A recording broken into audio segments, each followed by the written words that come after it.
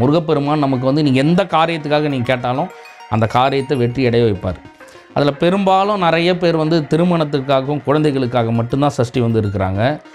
சொந்த வீடு அமையவே இல்லைன்றவங்க சஷ்டி விரதம் இருந்து பாருங்கள். 100%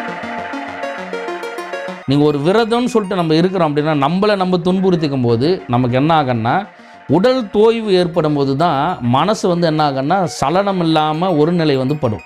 அப்போ உடல் தோய்வுக்காக தான் என்னென்னா சதா காலம் இறை சிந்தனையோடு இந்த 3 நாட்கள் உங்களுக்கு என்ன தேவை, வீடு வேணும், இடம் வேணும், அதை மட்டுமே நினச்சிட்டு இறை சிந்தனையோடு இருங்க. முருகப்பெருமானே நினச்சிட்டு முருகப்பெருமானாண்ட நம்ம ஒரு வேண்டுதல் வைக்கிறோம். இந்த 6 நாட்கள் வந்து அவர் வந்து அதி அற்புதத்தை நமக்கு வந்து நிகழ்த்தக்கூடிய அந்த 6 நாட்கள், இந்த அதி அற்புதத்தை நிகழ்த்தக்கூடிய இந்த நாட்களில் நம்ம விரதம் இருக்கிறோம் அப்படின்னா சின்ன மலை ஒரு குன்று மேலே இருப்பார் முருகப்பெருமான், பாலமுருகராக இருப்பார். நீங்கள் அங்கே போயிட்டு எனக்கு ஒரு வீடு அமையணும் அப்படின்னு சொல்லி நீங்கள் வேண்டுதல் வச்சு நீங்கள் சஷ்டி நாட்கள் இந்த 6 நாட்கள்லையோ உங்களால் முடிஞ்சால் நீங்கள் அங்கே போயிட்டு கலந்துக்க முடியும், முருகப்பெருமானை பார்க்க முடியும்னா குழந்தை அவர் நீ என்ன கேட்டாலும் கொடுப்பார். எந்த இச்சையும் இல்லாத ஒரு தெய்வம் முருகன்.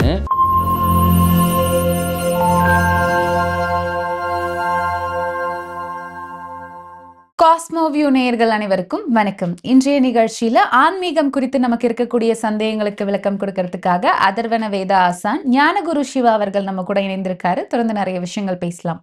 வணக்கம் சார். வணக்கம்மா. எப்படி இருக்கீங்க? நல்லா இருக்கம்மா. சரி, இன்றைய நிகழ்ச்சியில சஷ்டி விரதம் பத்தி சொல்லுங்க சார். ஏன்னா முருகர் வழிபாடு அப்படின்னு சொன்னாலே தைப்பூசத்துக்கு அப்புறமா சஷ்டியை தான் ரொம்ப பெருசா வந்து கொண்டாடுவாங்க. இந்த சஷ்டி விரதம் நம்ம முறையா எப்படி சரியா இருக்கிறது அப்படின்றத பத்தி சொல்லுங்க. சஷ்டி விரதங்கள்ல பல பேர் பல வகைகளில் வந்து சொல்லியிருக்காங்க. நமக்கு அகஸ்திய பெருமானும் போகர் பெருமானும் சித்தர் பெருமக்கள் வந்து விரத முறைகளை எப்படி இருக்க சொல்லியிருக்காங்கன்றது தான் நம்மளுடைய விரத முறைகளே. சித்தர் பெருமக்கள் விரதம் அப்படின்னாவே மனமது செம்மையானால் மந்திரம் ஜெபம், அதுதான் விரதமே. மனசு சுத்தத்தோடு நீங்கள் இறைவனை என்னைக்கு நினச்சாலும் அவங்க வந்து அருள் கடாட்சம் புரிவாங்க. சஷ்டி அப்படின்றத வந்து முருகப்பெருமான் வந்து போர் புரிஞ்ச நாட்களை வந்து சஷ்டியாக நம்ம வந்து எல்லாருமே எடுத்துக்கிறோம். சூரசம்காரனை செஞ்சது. இந்த சூரசம்கார நாட்களில் நமக்கு என்ன நடக்கணும்னு நம்ம நினைக்கிறோமோ அது எல்லாம் நடந்துடும். அதுக்காக ஒரு 6 நாட்கள் நமக்கு வந்து நம்மளுடைய மூதாதையர்களான சித்தர்கள் கொடுத்த இந்த 6 நாட்களை நம்ம பயன்படுத்திக்கிட்டோம் அப்படின்னா எண்ணிய காரியங்கள் எல்லாம், அதாவது சகல காரியத்தையும் சித்தி பண்ணக்கூடிய அந்த நாட்கள் வந்து இந்த சஷ்டி விரதம். முருகப்பெருமான் நமக்கு வந்து நீங்கள் எந்த காரியத்துக்காக நீங்கள் கேட்டாலும் அந்த காரியத்தை வெற்றி அடைய வைப்பார். அதில் பெரும்பாலும் நிறைய பேர் வந்து திருமணத்திற்காகவும் குழந்தைகளுக்காக மட்டும்தான் சஷ்டி வந்து இருக்கிறாங்க. சொந்த வீடு அமையவே இல்லைன்றவங்க சஷ்டி விரதம் இருந்து பாருங்கள். 100% சொந்த வீடு அடுத்த சஷ்டிக்குள்ளேயே உங்களுக்கு கிடச்சிரும். வீடு கட்ட முடியல, வீடு வாங்க முடியல, இடம் வாங்க முடியல, எனக்கு சொந்தமாக ஒரு இடமே இல்லை அப்படின்னு சொல்கிறவங்க உண்மையாக சஷ்டி விரதம் நீங்கள் இந்த ஆண்டு முயற்சி பண்ணி பாருங்கள். அடுத்த ஆண்டுக்குள்ளே 100% ஒரு வீடு கண்டிப்பாக நமக்கு வந்து கிடச்சிரும். ஓகே, இந்த சஷ்டி விரதம் அப்படின்னாலே ரொம்ப கடுமையா விரதம் இருக்கணும் அப்படின்னு ஒரு சிலவங்க வந்து சொல்றாங்க. இந்த சஷ்டி விரதத்தை நம்ம முறையா எப்படி இருக்கணும்? அது நிஜமாவே அவ்வளவு கடினமான ஒரு விரதம்? அது அவங்களுடைய தேவைக்கு ஏற்ற மாதிரி தான். நான் முதல்ல சொன்ன மனம் அது செம்மை அடையணும் அப்படின்னு சொல்லிட்டு மனசு செம்மை அடையிறதுக்காக தான் நம்மளை வந்து வருத்திக்கிறது. இப்போ நீங்கள் சாதாரணமாக நம்ம கண்ணை மூடிட்டு ஒரு தவம் பண்ண போகிறோம் அப்படின்னா கூட கண்ணை மூடினோன்னா 40லேருந்து 50 வகையான செயல்கள் வந்து நமக்கு நினைவில் வந்துட்டு போகும். இப்போ அதாவது யாருக்கோ கடன் வாங்கினது, கடன் கொடுத்தது, இல்லை யாரையும் நம்ம நினச்சிட்டு இருக்கு, வீட்டில் சமைச்சது, சாப்பிட வேண்டியது, இந்த மாதிரி எத்தனையோ நிகழ்வுகள் நமக்கு வந்து வந்து போகும். அந்த மாதிரி சாதாரணமாக நடக்கக்கூடிய இந்த நிகழ்வுகள் எல்லாமே நம்மளை வந்து துன்புறுத்தும். நீங்கள் ஒரு விரதம்னு சொல்லிட்டு நம்ம இருக்கிறோம் அப்படின்னா நம்மளை நம்ம துன்புறுத்திக்கும் போது நமக்கு என்ன ஆகுன்னா உடல் தோய்வு ஏற்படும் போது தான் மனசு வந்து என்ன ஆகுன்னா சலனம் இல்லாமல் ஒரு நிலை வந்து படும். அப்போ உடல் தோய்வுக்காக தான் என்னென்னா கடுமையான விரதங்கள் வந்து எடுக்கிறாங்க. இல்லை எனக்கு ஒன்றும் இல்லை, நான் மனதளவில் நான் உடனே வந்து நான் நினச்சேன்னா இறை அருளோடு நான் இறைவனை என்ன நினைக்கிறேனோ அந்த நிலையில் நான் அவரை வணங்குவேன் அப்படின்றவங்க நீங்கள் பெருமளவு விரதம் இருக்கணுன்ற அவசியம் வந்து இல்லை. இந்த வருடங்கள் ஃபுல்லாக என்னுடைய உடல் உழைப்பு, மனதிற்கான உழைப்பு எல்லாத்தையும் நான் வந்து போட்டு எனக்கு வந்து மனத்தோய்வு வந்து இல்லை, எனக்கு மனத்தோய்வு இருந்துகிட்டே இருக்குது அப்படின்னு சொல்கிறவங்க கடும் விரதம் இருக்கிறது ரொம்ப நல்லது. ஏன்னா கடும் விரதத்தில் தான் உங்களுக்கு மன சுத்தம் வந்து கிடைக்கும். இந்த கடுமையான விரதம் எப்படி இருக்கிறது? ஒரு வேளை மட்டும் சாப்பிட்றது, இல்லை 3 வேளையும் வெறும் பால் மட்டும் குடிக்கிறது, இல்லை முக்கணிகளில் ஏதாவது ஒரு பழத்தை மட்டுமே சாப்பிட்டுட்டு இருக்கிறது, இல்லை மிளகு வச்சு இப்போ மிளகு விரதங்கள்லாம் இருக்கிறாங்க, இளநீர் விரதங்கள், இந்த மாதிரி எந்த விரதங்கள் வேணாலும் நம்ம வந்து எடுத்துக்கலாம். ஆனால் அது அப்படி பண்ணணுன்ற அவசியம் இல்லை. அவங்களுடைய உடல் தேவைக்கு ஏற்ற மாதிரி தான் நம்ம பண்ண வேண்டியது. என்னென்னா மனசார அந்த 6 நாட்கள் முருகப்பெருமான பிரார்த்தனைகள் செய்யணும். உங்களுக்கு தெரிஞ்ச 6 சஷ்டிகள் இருக்குது. 6 படை வீடுக்கும் ஒவ்வொரு சஷ்டியை வந்து நம்மளுடைய மகான்கள் வந்து கொடுத்துருக்காங்க முன்னாடியே. இல்லை எனக்கு வந்து ஒரே ஒரு நம்ம சாதாரணமாக நம்ம கேட்கக்கூடிய திருச்செந்தூர் சஷ்டியான 2ஆம் படை வீடு அந்த சஷ்டி மட்டும் தெரியுது அப்படின்னா அதை மட்டும் நம்ம சொன்னாவே வந்து போதும் தினந்தோறும். இல்லை எனக்கு தினந்தோறும் அதை வந்து என்னால் பாராயணம் பண்ண முடியல அப்படின்னா வெறும் முருகா முருகா முருகான்னு சொல்லியிருந்தாவே போதும். முருகப்பெருமான் நமக்கு அருள் கொடுத்துருவார்.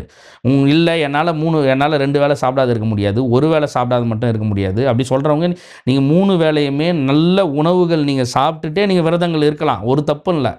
சதா காலம் இறை சிந்தனையோடு இந்த 3 நாட்கள் உங்களுக்கு என்ன தேவை?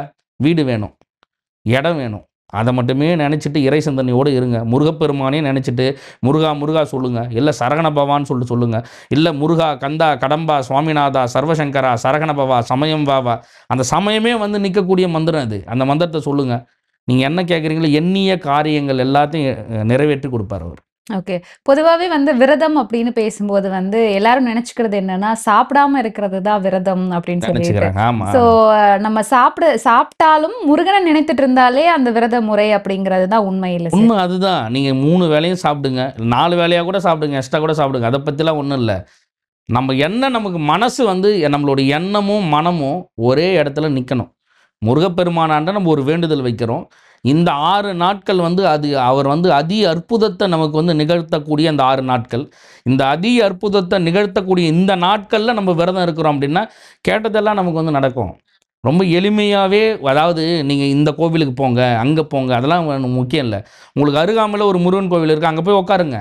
எல்லா கோவில்கள்லையுமே அவருடைய அருள் கடாட்சம் வந்து கண்டிப்பாக வந்து இருக்கும். அவருடைய ஆற்றல் இல்லாமல் அந்த இடத்துல அவருடைய கோவில் வந்து அமைஞ்சிருக்காது. அவருடைய ஆற்றல் கண்டிப்பாக வந்து இருக்கும். அந்த ஆற்றல் மிகுந்த கோவிலுக்கு போங்க, அங்கே போய் உட்காருங்க. உங்களால் முடிஞ்சால் சஷ்டியை படிங்க, இல்லை முருகப்பெருமானுடைய வரலாறுகளை படிங்க, இல்லை வரலாறுகளை கேளுங்க, இல்லை வரலாறை பாருங்கள். அவரையே நினச்சிட்டு உங்களுக்கு என்ன தேவையோ அதை மட்டும் நினச்சிட்டு இருங்க. நீங்கள் விரதம்னு சொல்லிட்டு உடம்பை வருத்தணும்னு சொல்லிட்டு அவசியம் இல்லை. உடலை வருத்தும் அளவிற்கு உங்களுடைய மனசு வந்து சுத்தம் இல்லை அப்படின்னா உடலை வருத்தி விரதங்கள் இருங்கள், நல்லது. என்னால் மனசை வந்து ஒருநிலைப்படுத்த முடியல அப்படின்றவங்க நீங்கள் 3 வேளையும் வெறும் பால் மட்டும் குடிச்சிட்டு உடலை வருத்தினீங்கன்னா மனது தோய்வு வந்து போயிடும். உடனே நமக்கு தேவையான அந்த மனசஞ்சலம் விலகிட்டு நம்மளுடைய எண்ணம் வந்து உடனே வந்து நம்மளுடைய ஆக்கினா சக்கரத்தில் வந்து கனெக்ட் ஆகிடும். அதனால் நீங்கள் வந்து 6 கனெக்ட் ஆகிடுவீங்க, அப்புறம் இறை சிந்தனைக்கு போயிடுவீங்க. இல்லை என்னால் சாப்பிட்டுட்டே என்னால் மனசை வந்து ஒருநிலைப்படுத்த முடியும்னா சாப்பிட்டே பண்ணுங்கள், ஒரு தப்பும் இல்லை. ஓகே. ஸோ சஷ்டி விரதத்தில் எது கேட்டாலும் முருகப்பெருமான் கொடுப்பாரு அப்படின்னு வந்து சொல்லுவாங்க. இன்றைய நிகழ்ச்சியில் வந்து இந்த சொந்த வீடு வேணும் அப்படின்னு விரும்புகிறவங்க, சொந்த வீடு கட்டணும்னு விரும்புகிறவங்களுக்காக நம்ம பேசிகிட்டு இருக்கோம். அப்படி இருக்கும்போது இதற்கு ஏதாவது சிறப்பான கோயில்கள் இருக்கா? உண்மையாகவே நான் உண்மையை சொல்லணும் அப்படின்னா ரொம்ப நெருக்கமாக நான் அனுபவித்த விஷயங்களை வந்து நான் சொல்கிறேன். என்னென்னா சதுர்வேத மங்களேஸ்வரர், அதாவது மதுராந்தகத்துடைய பெயரே சதுர்வேத மங்கலம்னு சொல்லுவாங்க.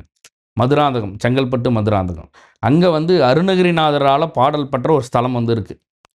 திருச்சிற்றம்பலமுடையான ஒரு கோவில் இருக்குது, முருகனுடைய கோவில். அருணகிரிநாதரால் பாடல் பெற்ற ஒரு ஸ்தலம். அங்கே வந்து அவர் பாடின அந்த முருகரும் இருக்கார். இப்போ புதியதாக கட்டியிருக்க அந்த கோவிலும் வந்திருக்கு.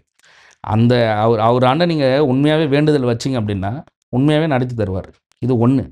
2வது, செங்கல்பட்டுல இருங்குன்றப்பள்ளி அப்படின்னு சொல்லிட்டு அந்த மலை, ஒரு சின்ன மலை, ஒரு குன்று மேலே இருப்பார் முருகப்பெருமான், பாலமுருகராக இருப்பார். எனக்கு தெரிஞ்சு என்னுடைய குருநாதர் அவர் பிரம்மஜோதி சுவாமிகள்னு சொல்லிட்டு.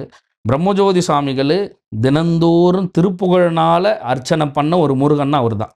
நான் கண்ணால் பார்த்து மகிழ்ந்து அனுபவித்த விஷயத்தை வந்து சொல்கிறேன். நீங்கள் அங்கே போயிட்டு எனக்கு ஒரு வீடு அமையணும் அப்படின்னு சொல்லி நீங்கள் வேண்டுதல் வச்சு நீங்கள் சஷ்டி நாட்கள் இந்த 6 நாட்கள்லையோ உங்களால் முடிஞ்சால் நீங்கள் அங்கே போயிட்டு கலந்துக்க முடியும், முருகப்பெருமானை பார்க்க முடியும்னா குழந்தை அவர், நீ என்ன கேட்டாலும் கொடுப்பார். எந்த இச்சையும் இல்லாத ஒரு தெய்வம் முருகன்.